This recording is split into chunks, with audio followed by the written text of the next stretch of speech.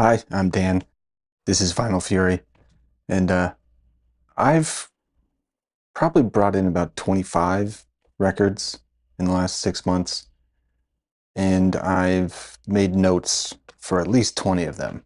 So I think we're going to take it like five at a time, try to catch up, and we'll see how it goes. So we're going to knock out two right off the bat. This is Core and Purple from Stone Temple Pilots, of course. These are the Atlantic 75 reissues,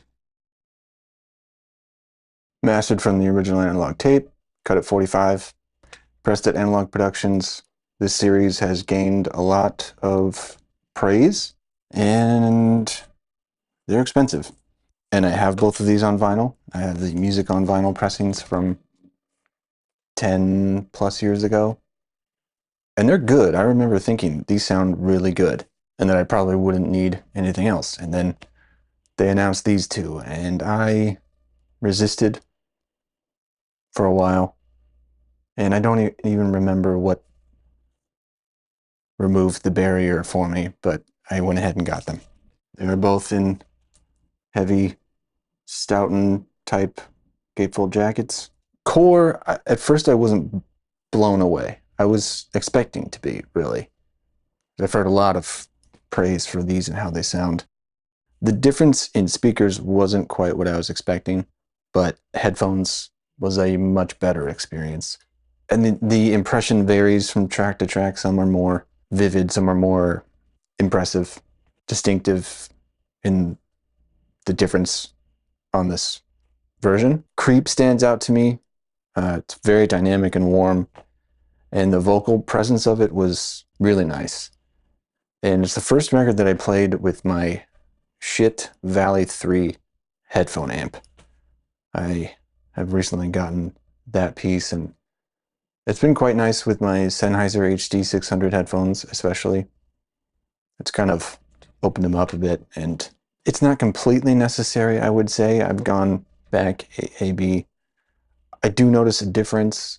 The headphone amp in my Rotel integrated amp is good, but there is like a low-level noise that I don't hear on the shit, and it has a tube, but it's like a hybrid. It's not fully tube, it's a hybrid thing. You can look into it, maybe you know about it. But it does add something, and there is like a dimension to it that I do sense. So I've been enjoying that. Guitar solos, especially on Core, did sound more 3D. Like it sounded like I could really get a sense of a microphone on an amplifier, and it really dynamically came out. So that was cool. Purple, for some reason, was definitely more impressive to me immediately. Maybe I've heard Core so many times, and it's such a well-recorded and engineered album that it might have been more of a leap to get a bigger difference on it.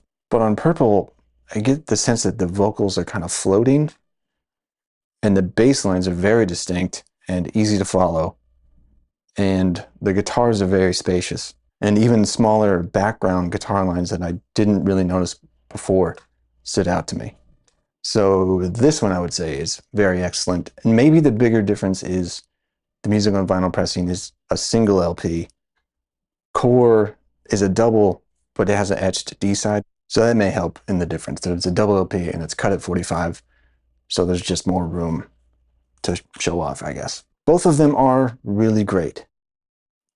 Are they worth $60, especially if you already have a copy that you enjoy?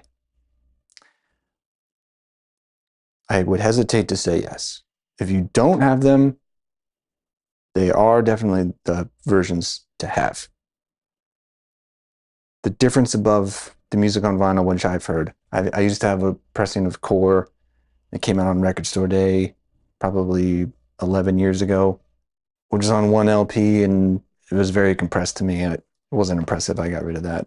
Some people prefer the MOV, actually. It's a tough sell at $60 for anything, I would say, but they are great. A couple more from the contemporary reissues from Craft Recordings. We got Tomorrow Is the Question, the new music of Ornette Coleman, cut from the tape by Bernie, pressed to QRP. Several of these pressings I've found on sale for, I mean, they usually go for $30, and I've found them for 25 or 20, some of them. This, I can't remember if I think it was like 25. And I figured it was going to be good, and it is. It's very vivid, wide sound. Ornette Coleman is fantastic, of course. This series is just really excellent all the way around. And another Art Pepper. This is getting together.